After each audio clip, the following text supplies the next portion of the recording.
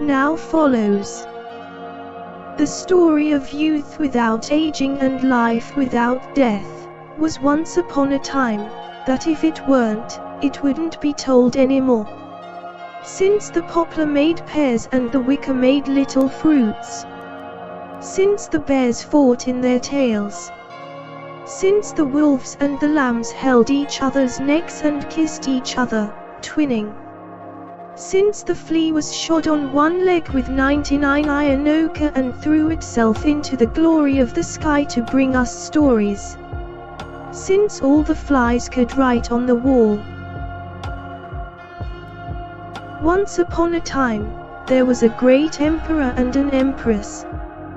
Both young and beautiful, and wanting to have children. They did many times what had to do for this. Had called on healers and philosophers to look at the stars and guess whether they would give birth to children, but in vain. Finally, the emperor heard that at a nearby village, there was an uncle clever and skilled in everything. He had sent messengers for him.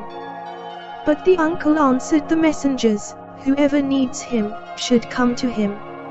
So the emperor and the empress got up and taking a few great nobles, soldiers, and servants, went to the uncle's house with them. The uncle, as he saw them from afar, came out to meet them and, at the same time said to them, "Welcome healthy, what do you seek, king, to find out? I tell you, the desire you have will bring you sorrow."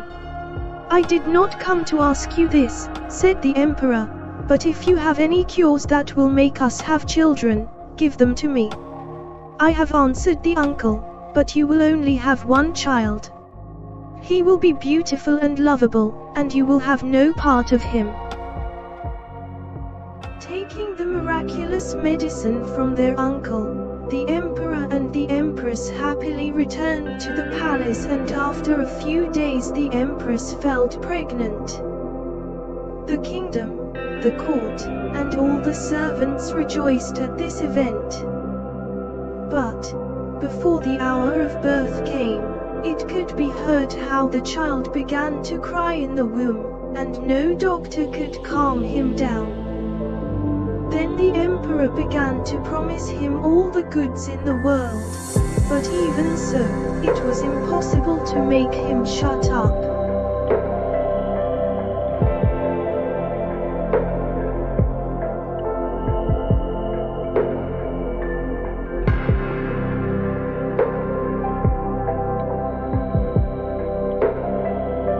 "Shut up, dear father," says the emperor, "because he will give you this or that kingdom.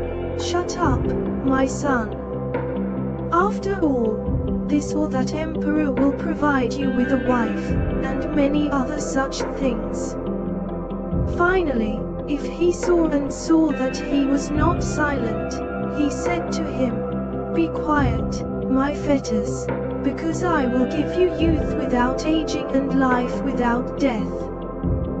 Then the child was silent and was born, and the servants beat the drums and blew the trumpets, and there was great rejoicing throughout the kingdom for a whole week.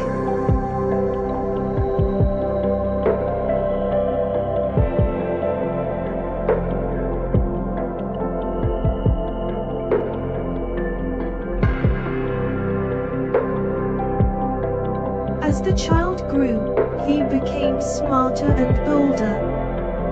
The king sent him to the schools and philosophers, and all the teachings that other children learned in a year, he learned in a month, so that the emperor could not stop for joy. The whole kingdom boasted that it would have a wise and rich king like King Solomon.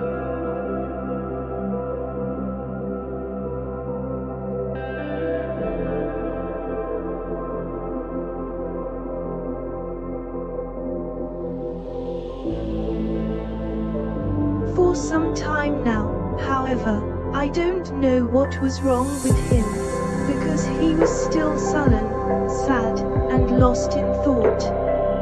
And one day, when the child was 15 years old and the emperor was at the table with all the nobles and servants of the kingdom and they were enjoying themselves, the handsome son got up and said, "Father, the time has come for you to give me what you promised me at birth." Hearing this, the emperor was so sad and said to him, "Well, my son, where can I give you such an unheard of thing? And if I promised you then, it was only to appease you."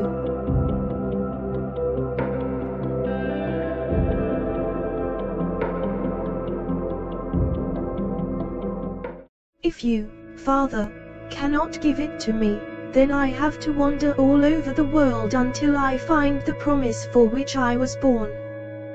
Then all the boyars and the emperor fell on their knees, praying not to leave the kingdom, because the boyars said, "Your father is old from now on, and we will lift you in the chair, and bring you the most beautiful empress under the sun as a wife."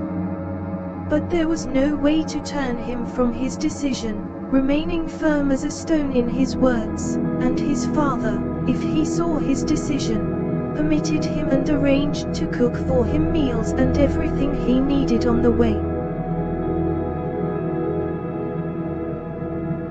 Then, the handsome prince went to the royal stables where there were the most beautiful stallions in the whole kingdom, to choose one for himself, but as he put his hand and grabbed one by the tail, he knocked him down, and thus all the horses fell. Finally, just as he was about to go out, he cast his eyes once more around the stable and, seeing in a corner a hideous, weak horse with scars, he also went to him, and when he put his hand on horse tail, the horse turned his head and said,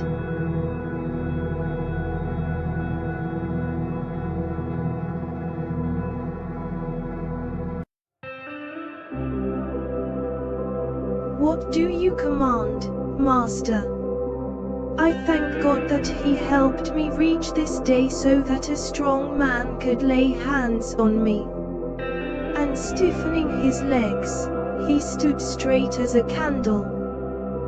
Then the handsome prince told him what he was going to do, and the horse said, "To achieve your wish, you must ask your father for the cloak, the spear, the bow, the quiver with arrows, and the clothes he wore when he was a boy.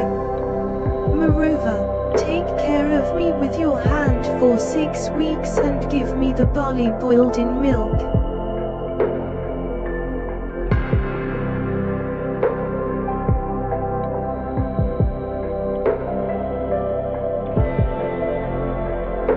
Asking the emperor for the things the horse had shown him, he called the chief of the boyars and ordered him to open all the thrones with clothes so that his son could choose the ones he would like. Handsome boy, after wandering for 3 days and 3 nights, finally found, at the bottom of an old throne, his father's weapons and clothes from when he was a boy, but very rusty. He began to clean them of rust with his hand and after 6 weeks succeeded in making the weapons shine like a mirror. At the same time, he took care of the horse, as he had told him. Enough work he has had, but let it be for his achievements.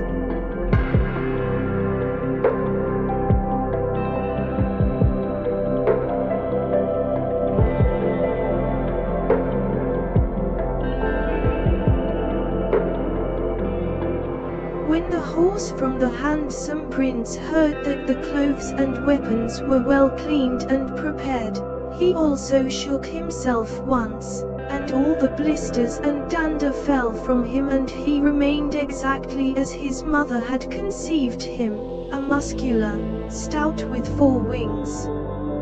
Seeing him like this, the handsome boy said to him, "We are leaving in 3 days from today. May you live, master, I'm ready today, how you wish to, answered the horse.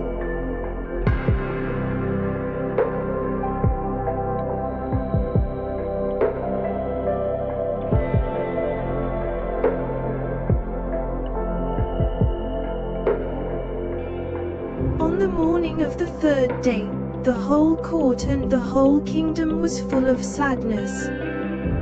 The handsome boy, dressed as a brave man, with his cloak in his hand, riding on the horse he had chosen, greeted the emperor, the empress, all the great and small boyars, the soldiers, and all the servants of the court, who, with tears in their eyes, begged him to desist from making this journey, lest he should go to the destruction of his head. But he, giving spurs to his horse, went out of the gate like the wind, and after him the chariot with food, money, and about 200 soldiers, whom the emperor had ordered to accompany him.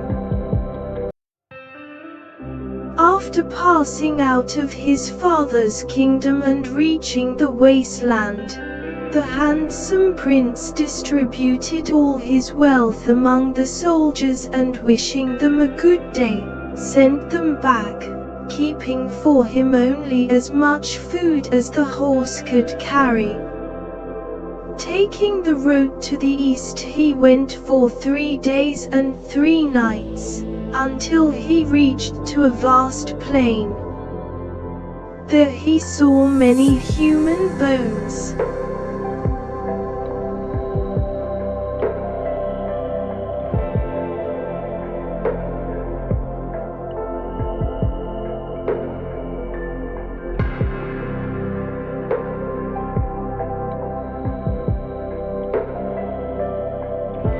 Sitting down to rest, the horse said to him, "Know, master, that here we are on the estate of a snakerella, who is so evil that no one sets foot on her estate without being killed. She was also a woman like all women, but the curse of her parents, whom she didn't listen to, but kept upsetting, curse made her snakerella as she is known. At this moment she is with her children, but tomorrow, in the forest you see, we will meet her coming to destroy you. She is great big, but don't be afraid. Be ready with your bow to shoot her, and keep your weapon and spear close at hand, so that you can use them when necessary." He sat down to rest, but sometimes one lurked, sometimes another.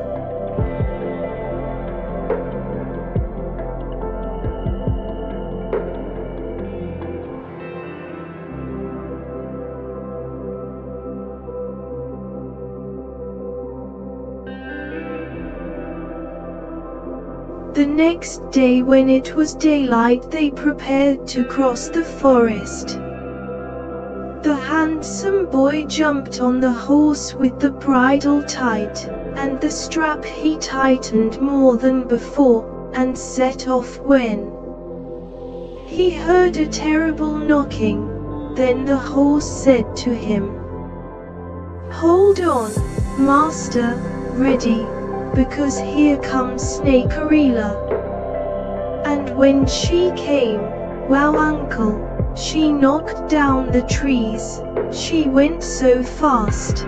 Then the horse went up like the wind until just above her, and the prince pulled one arrow from its legs, and when he was ready to hit it with the second arrow, snakerella shouted, "Wait, handsome boy, I'm not doing anything to you."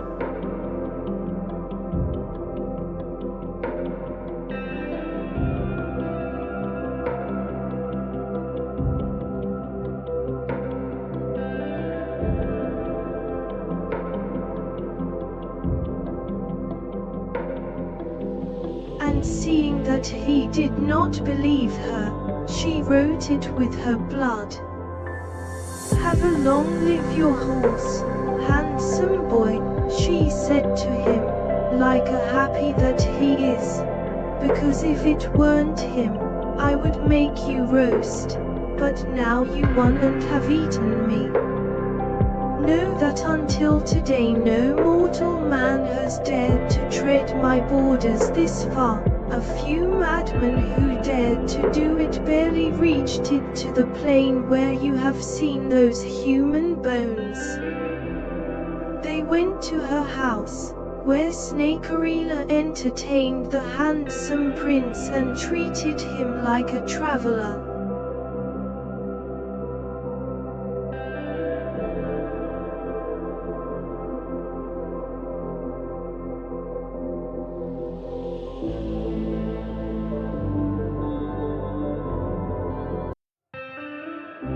But while they were at the table, and enjoying themselves, Snakerila was moaning in pain. Suddenly he took out her leg which he kept in the bag, put it back, and immediately she was cured.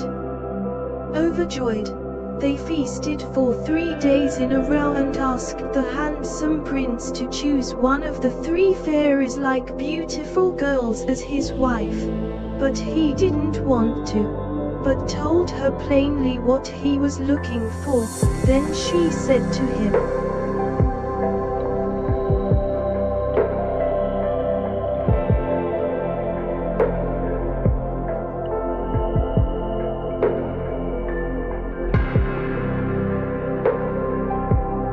"With the horse you have and your bravery, may you will succeed." After 3 days, they prepared for the road and left. The handsome boy walked and walked again a long and longer way, but when he had to cross the borders of Snakerila, they reached a beautiful plain, on one side with flowering grass, and on the other scorched. Then he asked the horse, "Why is the grass scorched?" And the horse answered him,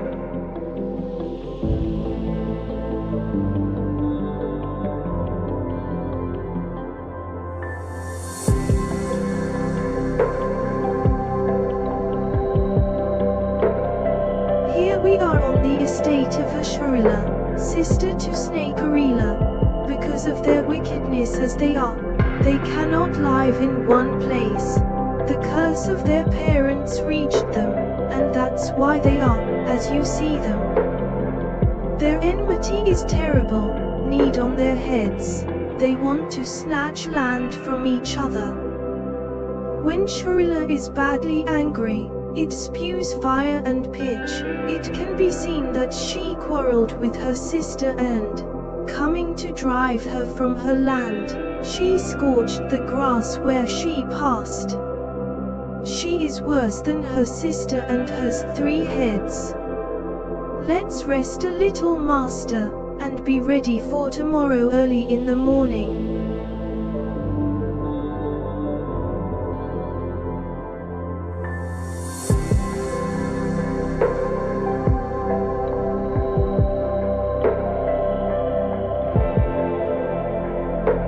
The next day they prepared, just as they had when they arrived at Snakerila, and set off. When they heard a howl and a rush such as they had never heard before. "Be ready, master, because here comes the witch Shurila." The Shurila, with one jaw in the sky and the other in the earth and pouring out flames, approached like a swift wind, and the horse of Prince went up as fast as an arrow to the top and descended on her a little to one side. The handsome prince shot an arrow and a head flew off. When he was about to take another head, Shurila begged with tears to forgive her, that she would not do anything bad to him, and to convince him, she inscribed it with her blood.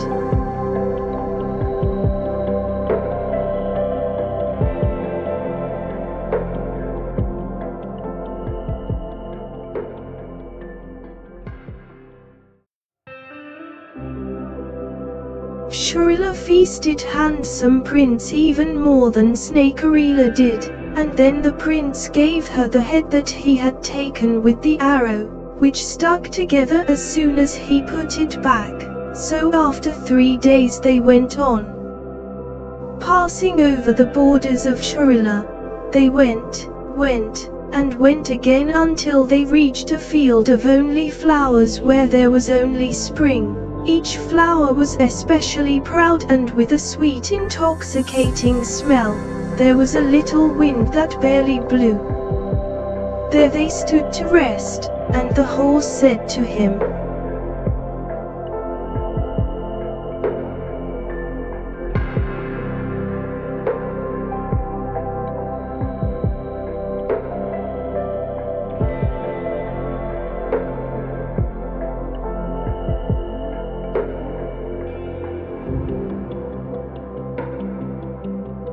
"We pass as we pass until here, master.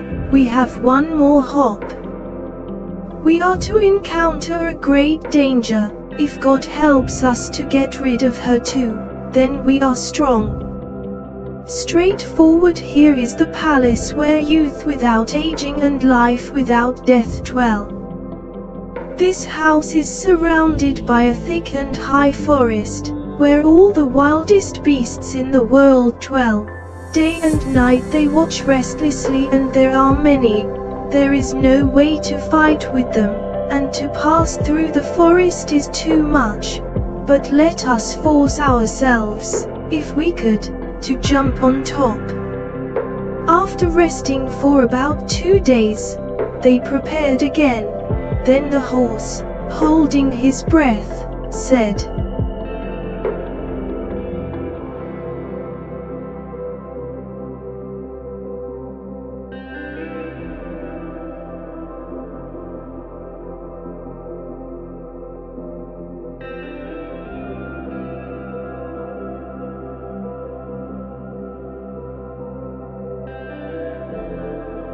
"Master, tighten the leash as much as you can, and while riding, hold fast to the stairs and my mane. Keep your feet glued to the side of my dress, so as not to stumble me in my flight." He climbed up, taking momentum forward, and in a minute he was close to the forest. "Master," spoke to him the horse, "now is the time, when the beasts of the forest are fed, and they are all gathered in the yard. Let's move." "Let's pass," replied the handsome prince, "and may God have mercy on us."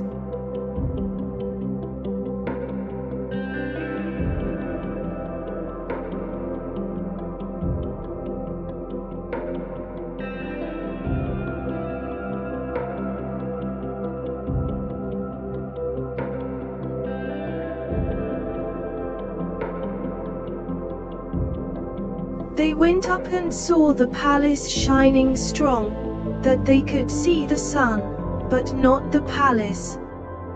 He passed over the forest and, just as he was about to let himself down at the stairs of the palace, he barely touched the top of a tree with his foot, and suddenly the whole forest began to move. The animals screamed, making your hair to stand up. They hastened to let themselves down, and if the lady of the palace would not be outside giving food to her young animals, she surely would kill them.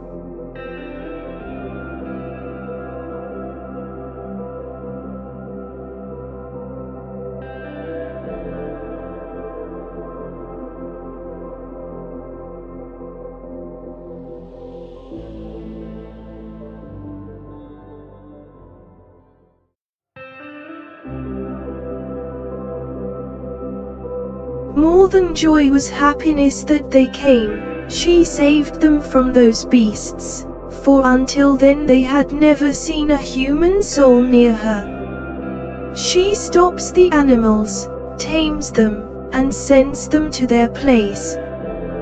The mistress was a tall, slender, cute, and beautiful fairy, much needed.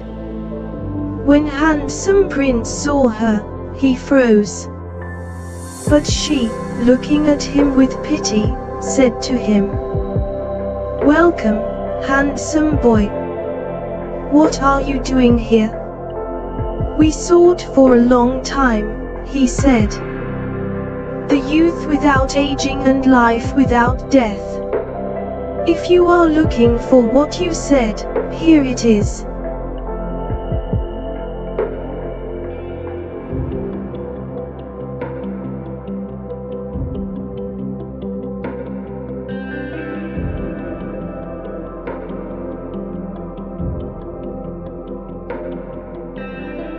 Then he dismounted and entered the palace. There he found 2 more women, one younger than the other. They were the oldest sisters. He began to thank the fairy for saving him from danger, and they, out of joy, cooked a pleasant dinner and ate only in golden dishes. He lets the horse graze where he wants. Then they make them known to all the animals so they can walk fearlessly through the forest.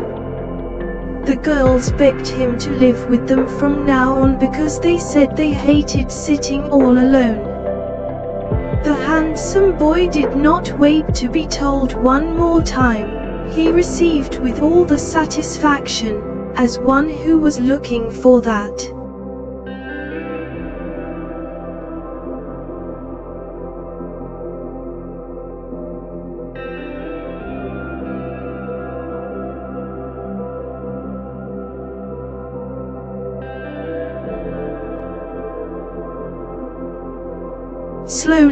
Slowly, they got used to each other. He told his story and what happened until he got to her, and not long after, he accompanied the youngest girl. When accompanying them, the mistress of the house permits him to go through all the surrounding places, wherever he wants. Only in a valley, which they showed him, they told him not to go, because it would not be good for him, and they said to him that that valley was called the Valley of Wailing. He spent a forgotten time there, not realizing that he was no longer as young as when he came. He was walking through the forest without even a headache. He enjoyed himself in the gilded palaces, lived in peace with his wife and sisters-in-law, and enjoyed the beauty of flowers and the sweetness and purity of the air, like a happy man.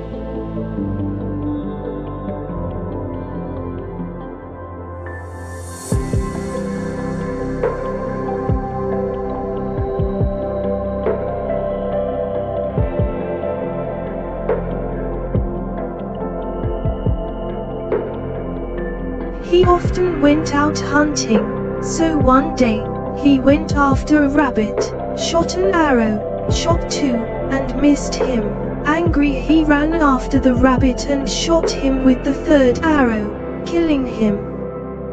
But the unfortunate man, by rushing in the confusion, had not noticed that running after the rabbit, the time passed and he reached the Valley of Wailing. Taking the rabbits, he returned home, when what to see? Suddenly he misses his father and his mother. The prince did not dare to tell the women, but they knew him by the sorrow and restlessness that was seen on his face. "You have passed, unfortunate man, into the Valley of Wailing," they told him, completely scared.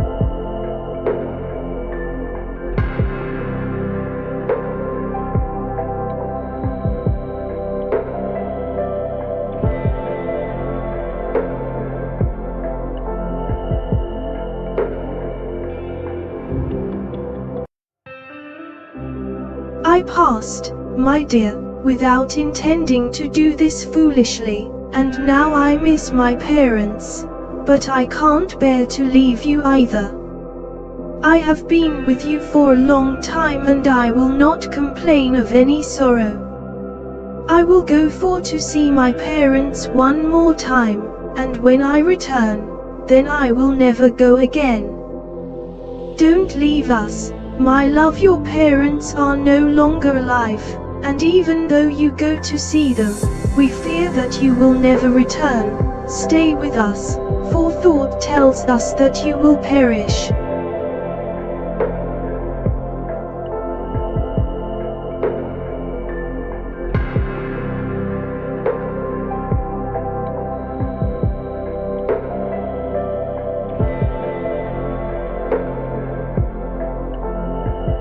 All the prayers of the three women, as well as of the horse, were unable to appease his longing for his parents, which drained him completely. He did the same when he didn't listen to his father. Finally, the horse said to him, "If you don't want to listen to me, master, whatever happens to you, know that only you are to blame. I'll give you a piece of advice, and if you will accept my bargain, I'll take you back." "I get it," he said with all the satisfaction. "Say it. When we get to your father's palace, let me drop you off and I'll come back if you want to stay there for at least an hour." "So be it," he said.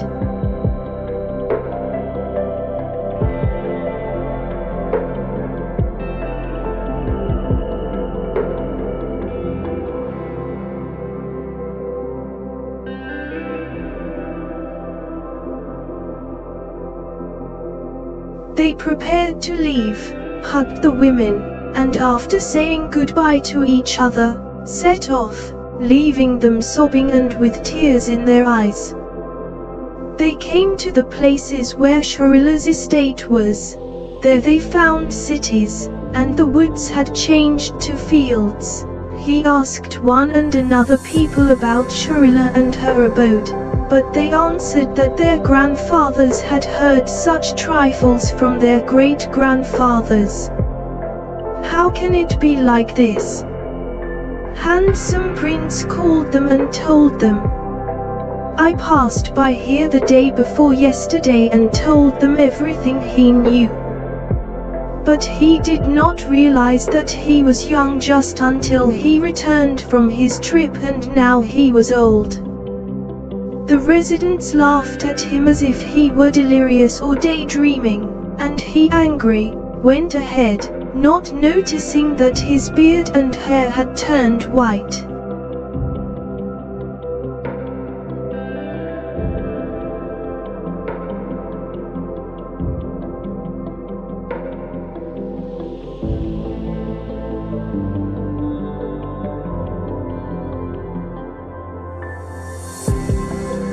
Arriving at Snakarila's estate, he asked questions as at Shurila's estate and received similar answers.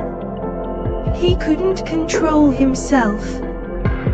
How in a few days had the places changed like this? But actually years had passed, and once again angry, the old prince left with a white beard up to his waist, feeling that his legs were shaking a bit, and finally arrived to his father's kingdom.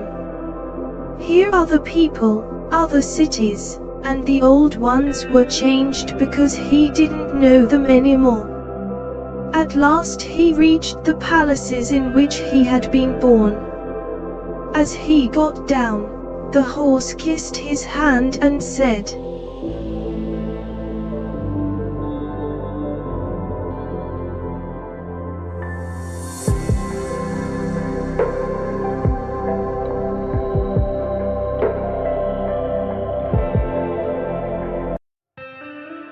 "Stay healthy, because I'm going back where I left.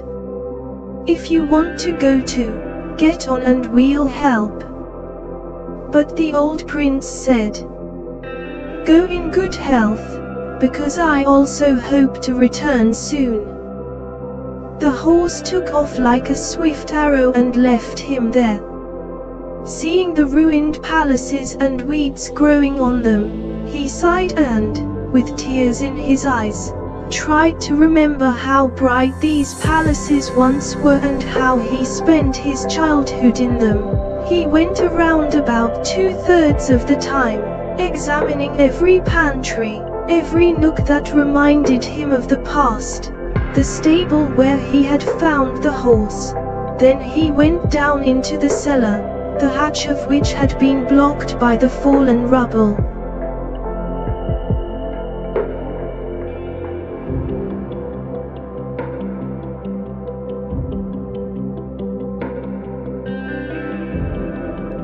Searching here and there, with a white beard down to his knees, lifting his eyelids with his hands and barely walking, he found nothing but a destroyed throne. He opened it, but found nothing in it. He lifted the lid of the small pot that had been enchanted for a moment, and a weak voice said to him, "Welcome, if you were too late, I was also falling." His death slapped him, and he, the old prince, had dried up on his feet. He curled up, got tangled up and fell dead, then immediately turned to dust.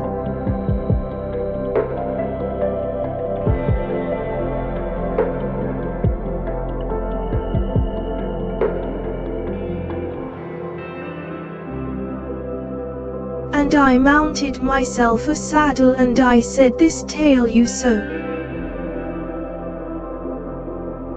Please do not forget to like and subscribe, here below.